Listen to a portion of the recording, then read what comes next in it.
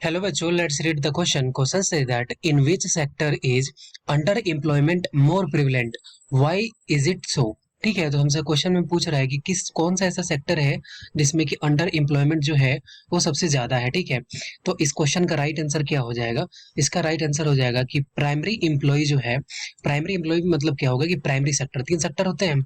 एक primary sector होता है, एक सेकेंडरी सेक्टर होता है, एक टर्शियरी सेक्टर होता है। तो जो प्राइमरी सेक्टर जो है उसमें क्या है कि 50 से 60% पॉपुलेशन जो है वो इसमें काम करता है।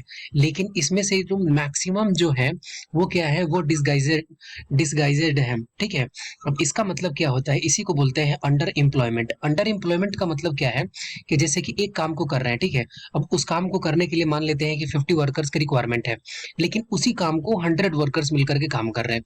इसका मतलब क्या है कि ये सारे जो है वो अंडर एम्प्लॉयमेंट है।